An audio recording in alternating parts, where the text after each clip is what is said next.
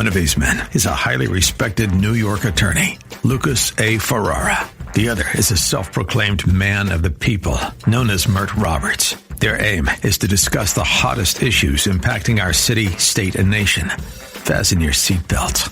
Shake It Off with Mert and Lucas, live, starts now on AM 970, The Answer.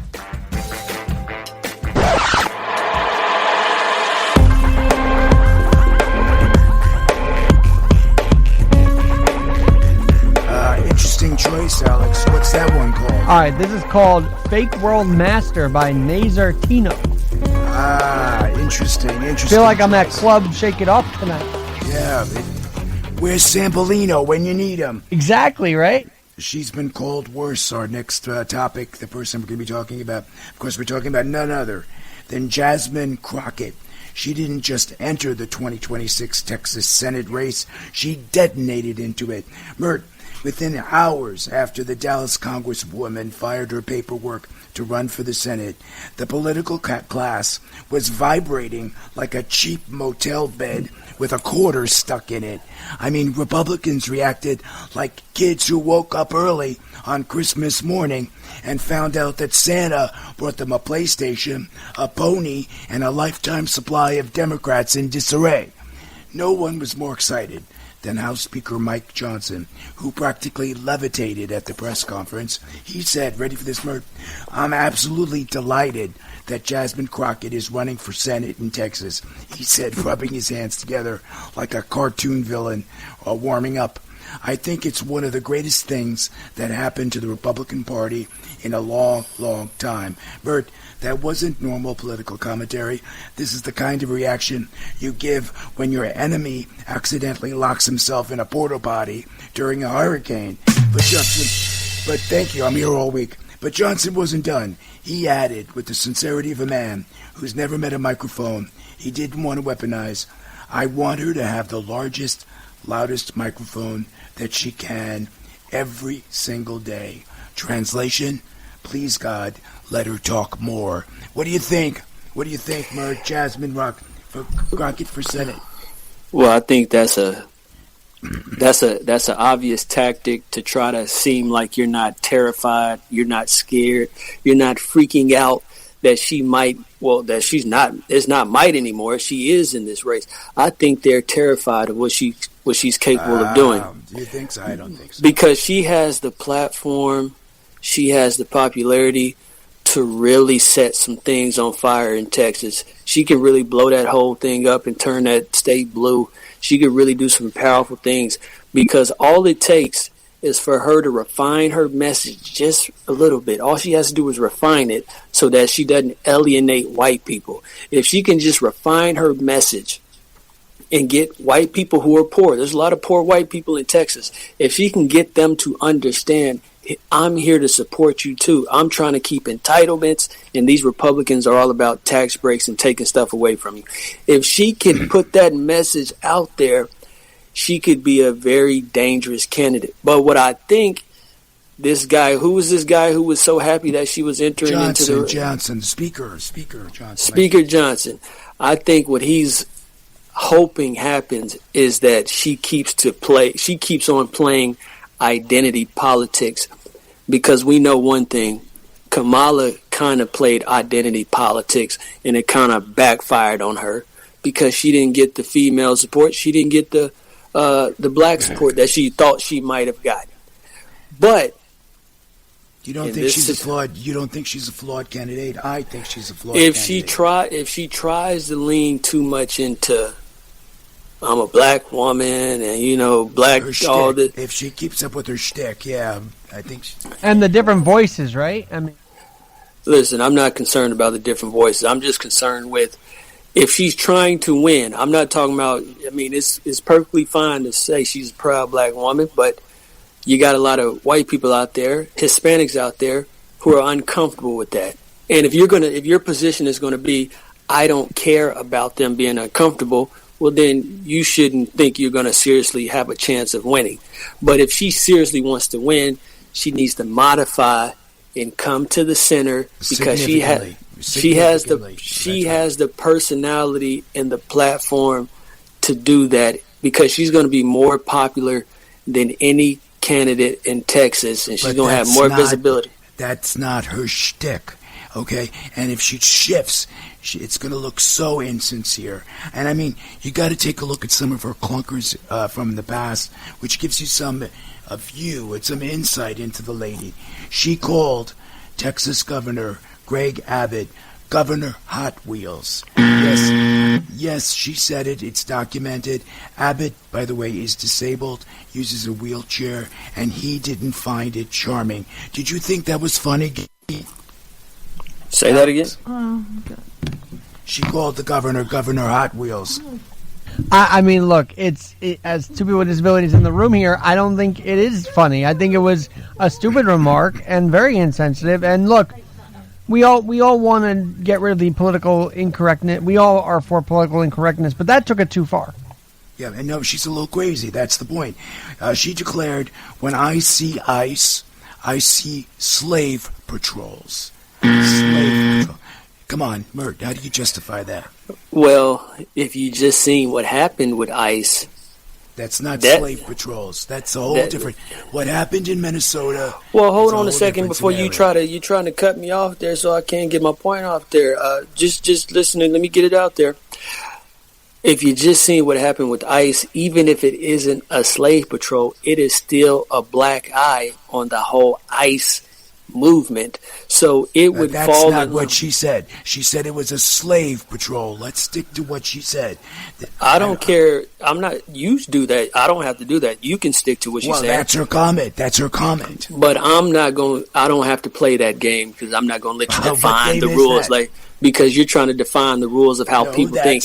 That's not how. And I'm asking you to react to that comment. You're trying to go off on a tangent about what happened. I'm telling you, I'm giving you the real. I'm the voice of the people, and I know how people think. Oh, yeah. The people are not going to stick to her actual comments because we never do that. And you would be crazy to think that's how people think. This is not a courtroom. These things show up in political ads. This is America. This stuff shows up and pops up. Look what's happening to Mamdani up in New York. Look what's happening to Sia Weaver, who Mamdani directed, who appointed as a tenant advocate, one of the leading tenant advocates in his administration, and she made remarks about communism and private property being abolished. It comes back to haunt you. Well, I would agree with Mert on one thing. People, especially if they're on the far left, don't care about people's opinions. They just want them there because they know they're going to get the votes. They don't care what they say, really. They could say anything and they'll still be elected. That's people on the left. I thought we were trying to talk about voters in general, right? Well, who do you think is going to vote for it? She's got to go. Oh, this is my point from the very beginning. In Texas, she's got an uphill battle, my friend. This is my point from the very beginning. Things like this. That's why I said from the very beginning, you're fired up. You must really love this woman. You're fired up. She sounds like she might have dumped you or something like that. You're going at her. You're going at her very. You're not usually this animated. But that was my point. My point is, I don't think she has a shot in hell, given Texas and the way Texans vote and the whole composition and the surveys. She's not centrist enough, and I don't think she's going to make the kind of shift that you're recommending that she make. And it would come off terribly insincere because it's not her identity. It's not who she is. She has time. She has time, and I think she's smart enough because it's been a major makeover. It's been pointed out. That she's not from the streets or whatever. She comes from a very affluent family. So I believe that she might be smart enough to make that shift, and to make that shift without losing her authenticity. I think she can do that. And in a state like Texas, where you have a lot of minorities there, because you might not realize there's a huge Hispanic population, huge black population, that she might have an opportunity to win. So I disagree with you, but I see what you're saying. If she keeps with her, this extreme messaging that she puts out there, that the people believe she puts out there, she might not have a shot. Now, I'm going to say something about Trump. He said I could shoot people on Fifth Avenue, and he still got elected. So I think what Mert's saying is resonating with Crockett, too. It's not about the words. It's about the platform that these people have in general, right? There you go, Alex. That was one of the smartest things you said tonight.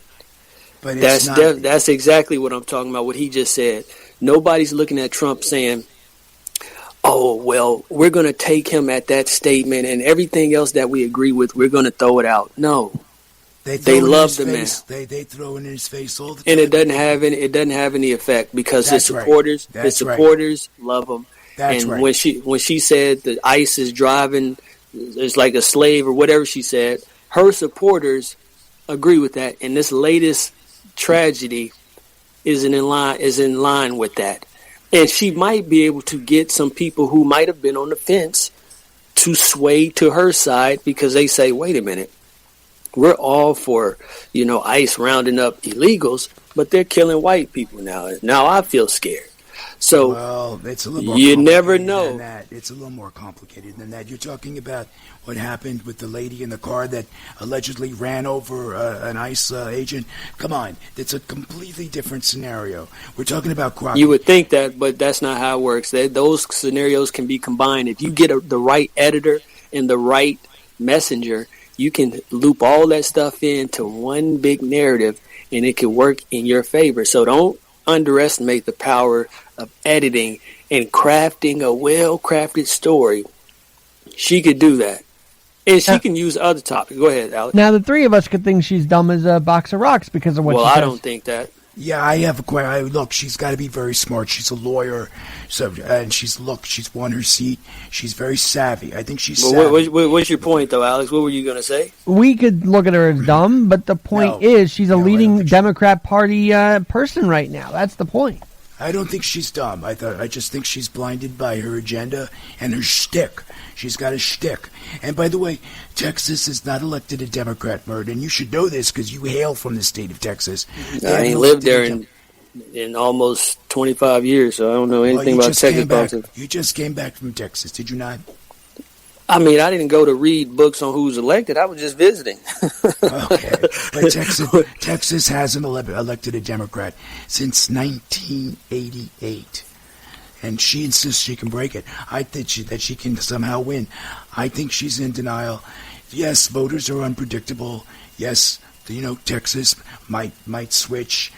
Texas has an interesting history. But I don't think Crockett has a chance. What do you think, Alex? In Texas, I don't think so. But on the national level, I think she's going to find her way into some kind of bigger role than Congress. I just feel like they're propping her up. They're showing all her audio and playing all her clips for a reason, because she might become a leader in the party at some point. Look, we thought a bartender from Boston couldn't be elected, and now and I'm talking about AOC, and now she's in Congress. So let's not talk about her. That's a whole episode unto itself. Look, Crockett's not a joke, Mert. She's a skilled litigator. She's a relentless communicator. She's a viral powerhouse and a candidate who understands media better than most of Congress. So you got to give her credit for that. She knows how to turn attacks into money. You got to give her credit for that. She's great at fundraising, and she knows how to turn insults into momentum. But I don't know if that'll be enough to win a Texas Senate seat. It's just not. I don't know if she doesn't have the charisma, if you ask me. Well, you're off on that. She definitely has charisma, because that's what most people gravitate. That's why most people gravitate towards her, because of her charisma. These positions that she's in, this seat that she holds. How many people are in Congress? Alex would know. There's like 400 seats or whatever. That's about right. Yes. She's one of the most prominent individuals amongst 400 other people who all won elections, who all are in their own right charismatic, or to some degree. They got to become elected. So to stand out amongst all that talent is not a feat to be dismissed. And you're completely off if you're trying to say she's not charismatic. If you see her on The View, if you see her on The View, if you see her in interviews, if you see The View. I hate The View. Those women aggravate me. Do we live in the United States of Lucas Ferrara, or do we live in the United States where there's multiple opinions? It's not all about what you find to be appealing. I can step back and say, you know what, she has some charisma, because a lot of people seem to like her stuff. This is like the liberal radio host Stephanie Miller, who kissed her feet. Did you guys see that? Look Oh, at that. come on. Lefty Kissing slubber. someone's So feet. the You see lefty that? slubber. That's great. That's wonderful. By the way, Real Clear polling shows Republicans leading Democrats in Texas by 1 to 6 points across the board. Okay? In other words, Texas is still Texas. It's not blue. It's not purple. It's a state that occasionally flirts with the competitives, but ultimately it returns to Republican comfort zone. These numbers don't mean Crockett cannot win. They mean she has to run a nearly perfect campaign in a state where Democrats have not won since 1988. And that, I'm telling you, I don't think she can pull off. That's my point. She's not going to be able to run a nearly perfect campaign given those numbers. Well, I'll say this. Not being able to win is different than calling her uncharismatic. And, you know, if anybody has a chance to do something that has not been done since 88, in your words, it's a candidate such as this, because I know who she is and I know nothing about Texas politics. I know her better than I know some of the representatives from New York. So what does that say about her profile? What does that say about her ability to get her name out there and to get people to pay attention? That says a lot about her. You know, Mert, I have a question ahead. for you, and Lucas too. Why don't they ever advertise the smart things that some of these people say? Look, I mentioned AOC, but in when she's in the Congress, she's very smart at times when she talks. Why don't they highlight that in the media? Because you just said something that would make everybody on your side hate you. You just gave AOC a compliment. How dare you, Alex? You're supposed to say everything to tear that woman down so that when we have a candidate who's on our side, they can't take Mr. Garrett with his big platform. You know, the podcast doing great. And if we get you on record making a compliment for AOC, that would be blasted in an ad. I could just see it right now. Alex Garrett, the great Alex Garrett, said that AOC is brilliant. And I could see them playing that on TV. And you'd be sitting. I think Alex is off his meds. Let's put that in the commercial as well. Put that in the commercial too. James Carville, he's a very respected Democratic strategist, and he's saying that Crockett is breaking the first rule of politics, which she's not making it about voters, she's making it about herself. And that, he says, is a problem with the Democratic messaging, or the Democrat messaging. It's got to be about voters. And he said it's more than about clicks, cable hits, or overnight fundraising. It's about framing issues. And I think you said this earlier, Mert. It's about framing issues in a way that resonates with the people. And in this way, he says, this is Carville, Crockett hasn't shown she can do that. Now, whether Democrats agree with him or not, his warning says that the party is still searching for a formula that works, and she is not the answer. And that, I agree. Well, I'm getting tired of Carville. Won't you as a elder statesman? He's a Democrat. He's a Democrat. Yeah. As an elder statesman, I know who he is. Why don't you go help her out instead of sitting back there and tossing out these grenades to try to sabotage the young lady? Why don't you go help her instead of sitting there and giving people like Lucas Ferrara ammunition to launch at this lady? I don't like what he's doing because he sounds bitter. Maybe nobody wants to deal with him anymore because maybe his style of doing things doesn't work anymore either. Maybe he's outdated because I don't like that. He's supposed to be this master. What would you consider this guy? Strategist. A strategist. Yes. Well, go strategize. Help. You should have helped out Kamala. Help this lady out. Do something besides being a commentator. Help somebody. All he does is something. actually rip the party now, if you guys notice. So. Yeah, he does. He's a little bit negative, but they don't listen. They continue to self-destruct, in my view. But look, Crockett's Senate run is not just about a Texas story. It's a national story. It's about who gets to define the Democratic Party. And I don't think it's Crockett. The race is not just about Texas, Mert. It's about the future of national politics, the power of candidates, and the limits of partisan messaging. Anyway, this is Lucas Ferrara. You heard from my co-hosts, Mert Roberts, Alex Garrett, and Gabby Pisani. Of course, we've got Ashley Ferranti back in Master Control. When we come back, we'll be joined by Fred Voccola. He's a Miami-based tech entrepreneur. CEO of Simpro, and an international recognized authority on AI, cybersecurity, and hyper-automation. So stick around. After the break, Fred Voccola joins us. He's the guy who says AI will double your productivity, which is great news for everybody except the people who've been slacking off for years.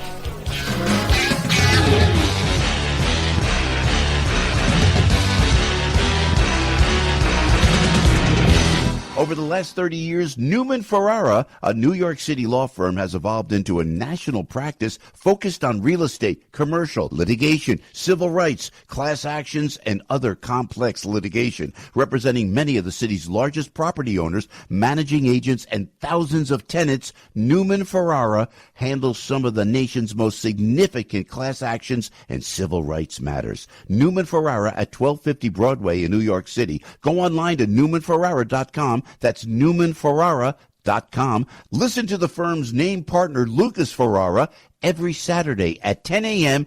on Dottie Herman's longest-running real estate radio program, Eye on Real Estate, on AM 970. A real estate lawyer for 35 years, Lucas is a professor at New York Law School and is also a published author with books on real estate and New York's landlord-tenant law. Tune in Saturdays at 10 a.m. to hear Lucas's unique perspective and advice on Eye on Real Estate.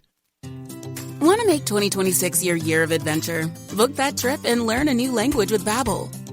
Go ahead, make a resolution you can stick to. Now is the time. Babbel's New Year sale is here. Unlock all of the languages on Babbel with a lifetime subscription for 65% off. Turn your daydream into a destination this year with Babbel. Get Babbel's lifetime access for less at Babbel.com. That's Babbel.com. Babbel.com. There's danger out there. It lurks on highways and quiet neighborhood streets. It's more likely to kill you than a shark and more terrifying than the biggest snake. Distracted driving claims lives every day. Every notification, swipe, social post, video, or selfie while driving risks your life. So while you might think public speaking or the zombie apocalypse is scary, what's really terrifying and even deadly is distracted driving. Eyes forward. Don't drive distracted. Brought to you by NHTSA and the Ad Council. Unity Bank is dedicated to community-oriented banking and offers a full range of services, including business and personal accounts, business loans, and mortgages. Unity has locations throughout New Jersey and in Lehigh Valley, Pennsylvania, expanding its footprint to 21 retail locations. If you're a small business owner, you know how frustrating it is to be a nobody at the big banks. You should be banking at a community bank like Unity. You can have a personal relationship with the president and CEO, my good friend Jim Hughes. Jim asks that you call him directly at 908-713-4306. 908-713-4306. Or send an email to james.hughes, Hughes, at unitybank.com, and Jim will get right back to you. You can't get this type of service at the big banks. Visit unitybank.com. FDIC insured, equal opportunity employer, and equal housing lender. Unity Bank, growing with you.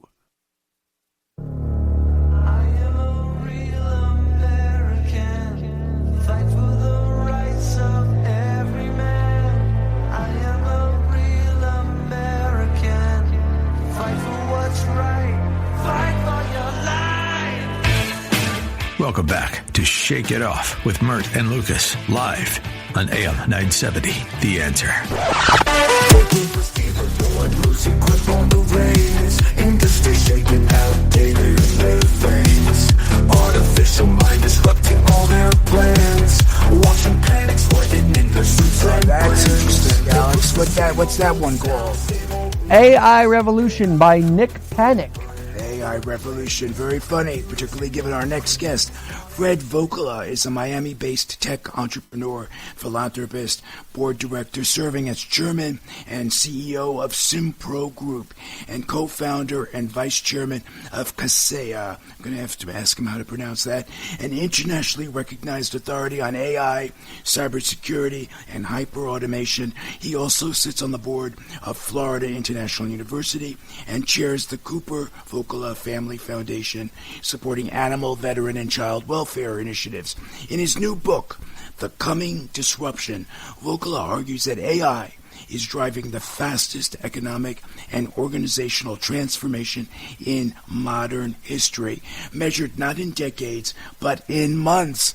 Oh, drawing on decades leading global tech companies, he contends that AI will double worker productivity within 6 to 12 months and warns that companies who hesitate will face shrinking margins, lost competitiveness, and a widening gap they may never close. The book offers a direct, practical roadmap for leaders, workers, and organizations navigating the AI era. Welcome to the program, Fred. Thanks for having me, guys. Pleasure to be here. I hate AI. So basically, am I going nowhere because I have no trust for AI? I'm afraid that the questions I ask are going to be in some memory somewhere. It lacks total privacy. It's a dangerous tool, yet we're told we have to use it, almost like we have to submit to be subjugated by algorithms. Well, what's going on, my friend?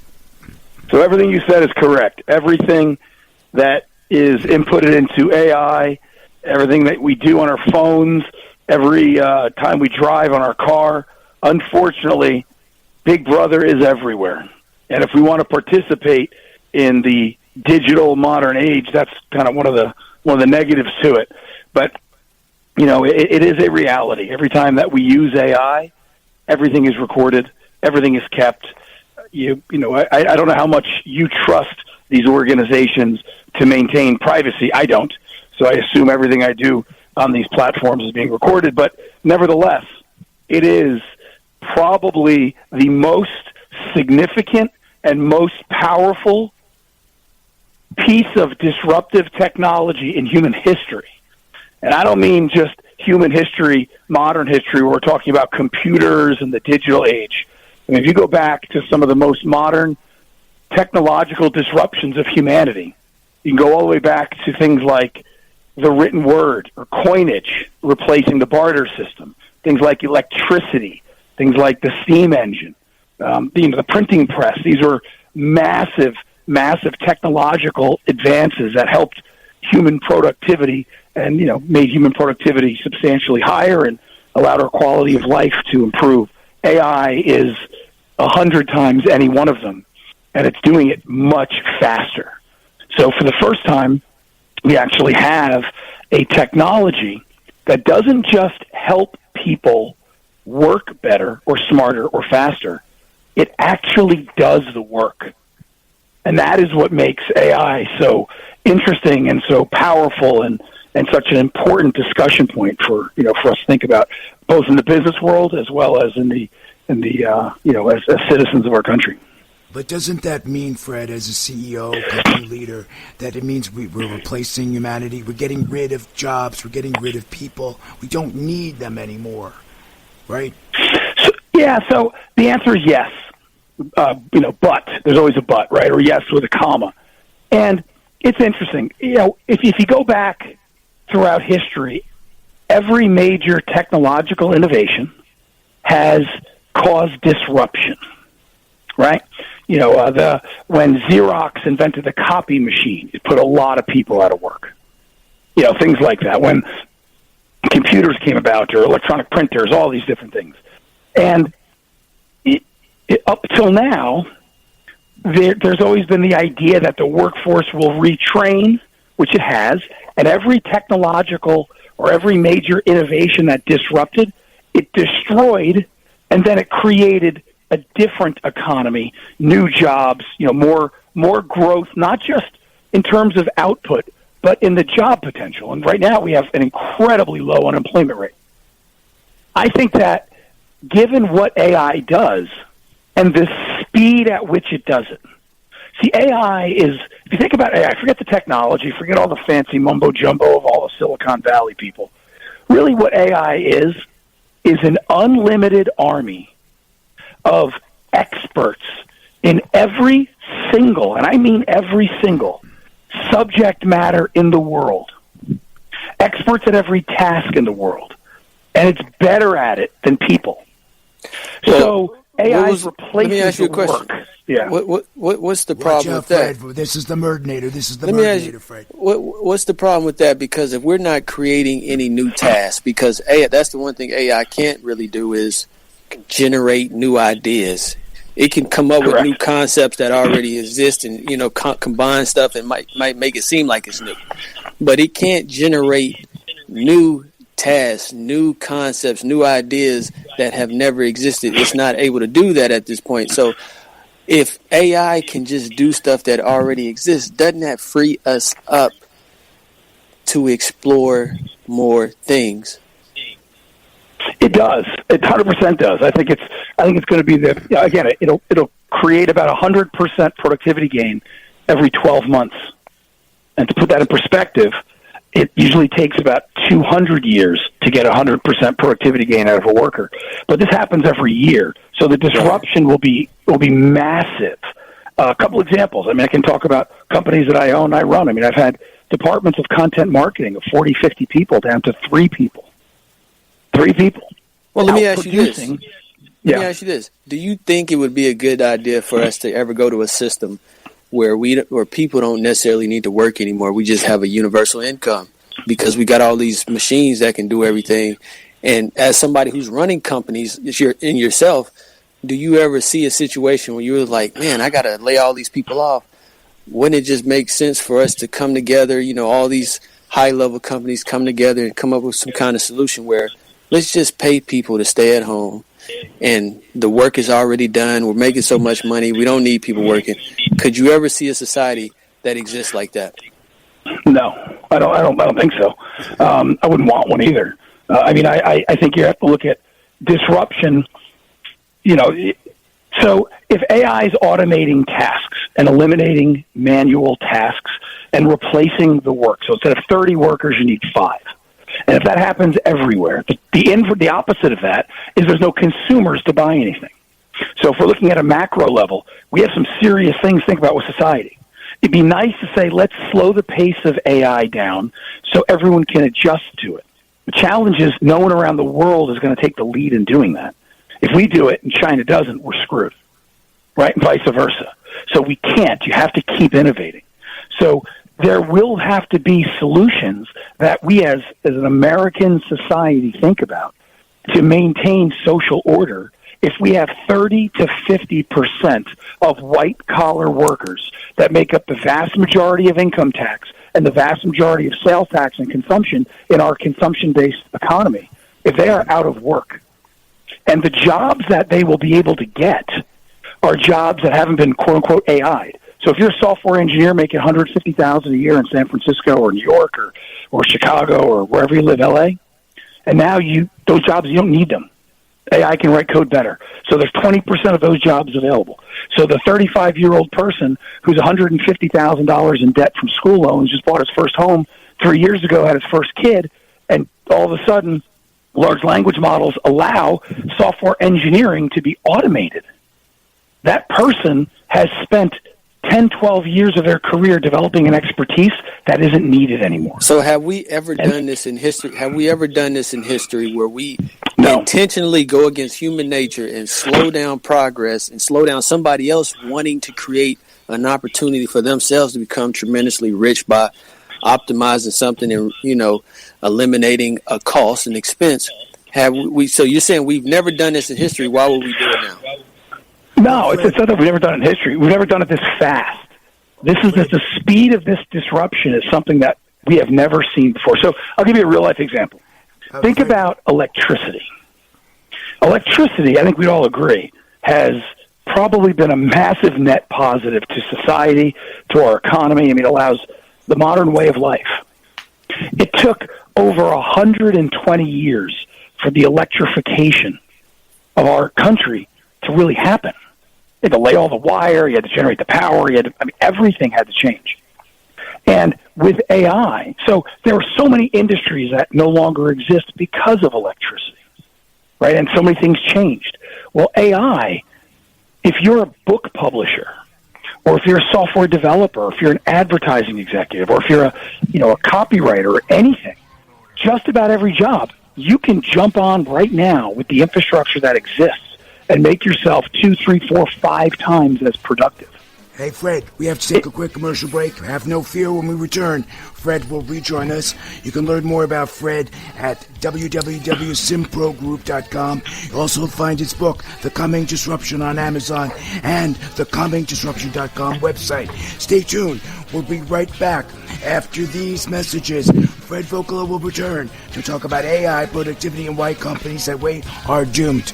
But hey, no pressure.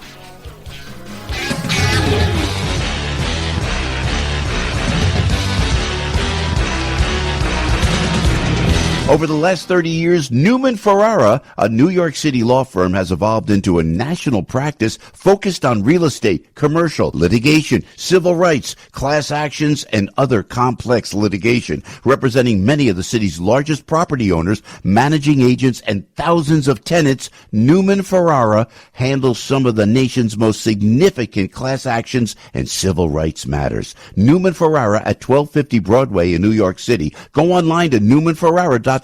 That's newmanferrara.com. Listen to the firm's name partner, Lucas Ferrara, every Saturday at 10 a.m. on Dottie Herman's longest-running real estate radio program, Eye on Real Estate, on AM 970. A real estate lawyer for 35 years, Lucas is a professor at New York Law School and is also a published author with books on real estate and New York's landlord-tenant law. Tune in Saturdays at 10 a.m. to hear Lucas's unique perspective and advice on Eye on Real Estate. Wish there was an easier way to navigate the world of real estate? If only there was a way to learn from the best. Well, now there is. Saturdays at 10 a.m., our very own Dottie Herman, Vice Chair of Douglas Elliman, gives you the inside track to what is hot in real estate. Stay one step ahead in today's seller's market as Dottie gives her tips on how to make it through the tricky waters of real estate. Doesn't matter if you're new to the game or a seasoned vet, you need to listen to Eye on Real Estate. Dottie and her terrific team of experts will guide you as sellers and buyers to make sure you're getting the best value for your property. Whether you want to become a real estate agent or work within the business, there's no better person to learn from than the great Dottie Herman. She's a legend. She's the best, period. Tune in to Eye on Real Estate, Saturdays at 10 a.m., here on AM 970, The Answer. That's Eye on Real Estate. Don't miss it, Saturdays at 10 a.m. here on AM 970, The Answer. More than 6 million kids in the U.S. have ADHD, and many aren't getting the support they need. At understood.org, we can help. Sometimes in class, the only thing your child can focus on are the thoughts racing through their head. Why am I always falling behind? Why do I feel so alone? So different. Your child is looking to you for answers. But as a parent, you probably have a lot of questions too. What should I do next? Where do I even start? At understood.org, we provide parents with the resources they need to help kids with ADHD thrive. Your child wants to thrive. Be the reason they do. Visit understood.org/thereason to get started.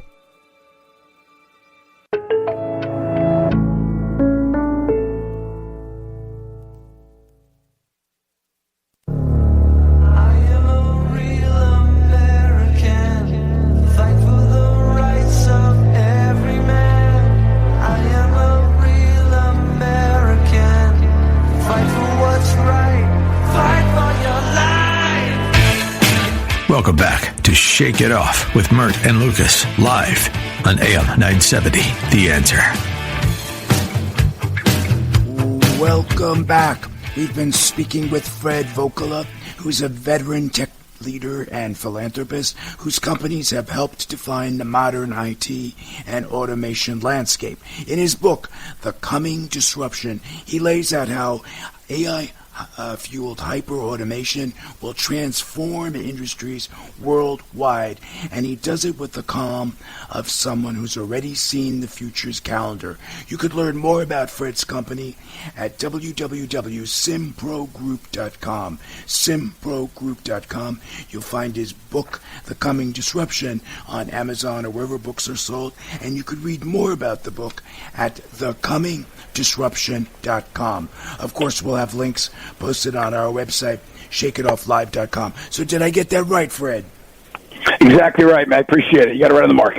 Okay, wonderful. Our producer-engineer, Alex Garrett, has a question for you. Go ahead, Alex. All right, you talk about copywriting and coding and all that. What about the accuracy? I feel like a lot of companies are getting rid of the actual people, forsaking accuracy. Is that an accurate statement when it comes to AI? I mean, is it accurate? So the term in AI a lot of times is called hallucinations, right? Sometimes however you're using AI, you'll get some wacky answer and accuracy won't be there. So there's lots of ways to get this automation benefit. The most common way isn't eliminating all people. It's if a certain function took 20 people, now maybe it takes 5. And they use a process called human in the loop. So with AI is just a super, super powerful, smart technology. It's not creative, as was mentioned earlier. It's going to respond to the inputs that are given, which is called prompting. So what the role for people is to define the outcome and continuing the quality process to make sure that there aren't hallucinations or crazy, wacky answers that come out. Over time, those crazy, wacky answers become fewer and fewer. So, there are... Yeah. Where are the human beings most valuable? Like, let's say we give up. We say, you know what, AI's got that. They got that. Where are human beings? Where are we still going to be most valuable? Because just being a part of the loop, to me, that sounds like I'm just, I'm a greeter at Walmart. People walk in, I just check the receipt. I'm just checking the receipt to make sure you pay for it. But everything that's going on in the store, I don't really know what's going on. So where are human beings still going to be important? Because AI is taking over everything. Yeah, so one really important thing to note about AI is a terrible name. It's not intelligent. It doesn't think like a person. What AI does is it's able to process such massive amounts of information so quickly that it's able to pattern recognize. So it's not really thinking the way you or I would think. Yeah, so I get that, but you try explaining that to people who are terrified of AI because they actually can have a conversation. Hey, Siri, what is my birthday? How old am I? Like, it can talk to you like a real person. So that's easy to say, but it's explaining it to people. Like, if I try to explain it to my grandma, she'll be, no, that AI is smarter and it can tell me everything. So it's a very good point. Yeah, I think when you think about the workforce, right, the actual work that gets done, the most important thing is to be able to define the outcome that you want. So what I mean by that is people, at least in the foreseeable future, right, hopefully, we will always be required to define what is the outcome. So think about if we're building a house, right? If we're hammering nails into boards, that's a pretty generic task. Now you can automate a lot of that. You have, instead of a hammer, you have a nail gun. So nail gun probably replaced 15% of construction workers. It's a simplistic example. Or carpenters. Think of AI as a super incredible nail gun, but someone still has to design the house. Like what you want as an outcome. Now, some will argue this is probably a bad example because AI can do a pretty darn good job of designing a house. But you have to really prompt and to figure out the outcome and work with the powerful tool called AI to get your desired state. And the workers and the people who are able to do that tend to be creative thinkers, tend to be people who are great communicators. Those are the people that are going to really thrive in the AI era. What about the regular people who, they might not be that gifted? Where's the hope for them? Yeah, so here's the part. First off, as a species, we are incredibly resilient. As a country, we always figure out a way. So there's that piece of it. I will say, there is going to be, and we're already seeing it, we're seeing it in a lot of different places, just incredible amounts of disruption to what we've all been brought up our whole lives to think is the right way of doing it. Go to school, get an education, get a master's degree, get a super high-level degree, get as much expertise as you can in one topic. Well, the problem is a machine can probably do that topic better than any human being now. So it's like, oh, my God, I wasted all that time and money. What am I going to do? it's a different world, and we all hate change, right? So it's going to be tough. And, it's in the world of competitiveness, we can't stop, because if we stop, our enemies won't, and we're hosed. So we're going to see things that, as a free market individualist libertarian myself, I mean, we're going to see things like universal income, all these things that are like forbidden languages in the past, or forbidden concepts. I think people are going to think about them and look at them, because if you have, in a period of 3 years, 50% of white-collar jobs go away. We've never seen anything like that. Do you see AI or artificial intelligence, this whole market being so fractured where it is a situation where America needs to keep going because China is going to keep going? Or do you see a situation where, because I'm thinking it all rises at once and the machines are talking to one another and they don't have those allegiances that we do to our nations? It's not like, it's not like the Terminator, it's not as if the machines are against the people. It's just a tool.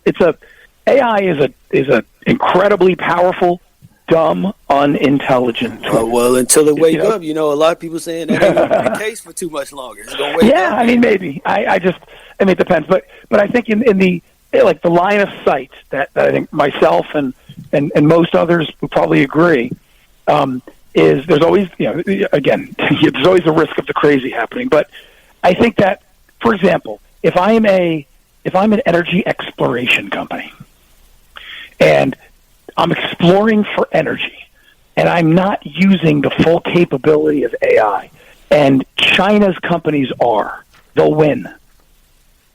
And they control energy.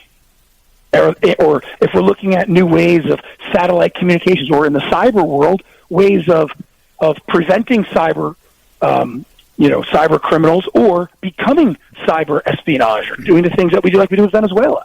If we're not leveraging AI, and our adversaries they win, whether it's business, military, anything, because it's so powerful. Imagine if you said to a country or to a company, you can't use electricity, but your competitors can, or you can't use a computer and your competitors can. You're done. There's no way to compete. So I think the country and the workers and the workforce and the businesses that embrace AI first will win. And then they will have the option, or not the option, they will then be in a position where, because they won, they can figure out the social ramifications on their terms. Right. Those who lose can't. Like, if you're a company and you're not AI first, I don't care what industry you're in, within 24 months, I promise you, they're done. And if you're a country who's not embracing the AI race, you'll be at a massive competitive disadvantage politically, economically, socially, and you won't have as much choice to make life better for your citizens or for your constituents. So that's kind of where it's happening. And it is happening faster than anything we've ever seen. And to avoid being at a disadvantage, that's why everyone should pick up your book, The Coming Disruption. Unfortunately, Fred, we've run out of time. Would you believe it? It was a pleasure having you on the program. Learn more about Fred's company, www.simprogroup.com. You'll find his book, The Coming Disruption, on Amazon, wherever books are sold. And you could read more about his book at thecomingdisruption.com. Of course, he's got to come back. He has to come back. He has to come back. Shake It Off Live. Thank you, Fred. You want to come back, Fred? I would love to come back anytime, gentlemen. It's my pleasure. That went fast, so we'll reach out and reschedule. Well, my friends, that concludes show number 79. May I hear an amen? Special thanks to the Murdinator, Mert Roberts, my co-host, for 79 amazing episodes. That's 158 hours of live entertainment. And to Alex Garrett, Princess Gabby Pisani, thank you. Couldn't have done it without you. Everyone behind the scenes, Laura Schaefer, Matthew Samble, and Joe Sevilla, Frank Volpe, Ryan Pagano, to name just a few. Ashley Ferrante, Master Control. Oh, we could do it. We love you. Before we go, I'd like to remind everyone to check out my movies. They're streaming everywhere. My latest hit, Manor of Darkness. It's an eerie time loop horror. You'll find it on Amazon, Google Play, YouTube. It's even on Tubi. Check it out. Also, Help, Makeup, 5,000 Space Aliens, Children of the Bunch. They're all my babies. Please give them a look. And if you're listening to us live, next up, my favorite show. That's Christina Gates's Culinary Confidential. So if you're a foodie, happen to be in the food or hospitality industry, check it out. I love her program. You don't want to miss it. Join us next week. We'll have more controversial topics, more special guests just for you. Same time, same place. Ciao, ciao. Real talent, watch them free to play.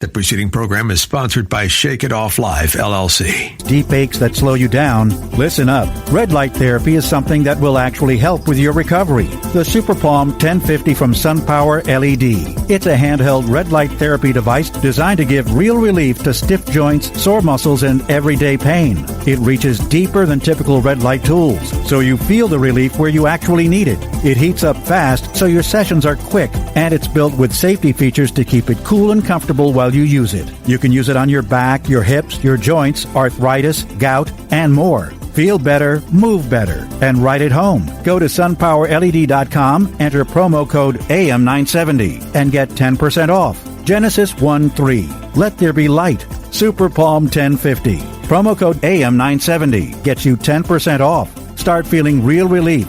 SunPower LED. The fight against sexual exploitation begins at home. Sexual exploitation is no longer a distant issue. It's happening here in our communities, schools, and even our homes. Every day, millions of Americans are targeted and trapped through manipulation, coercion, and deception.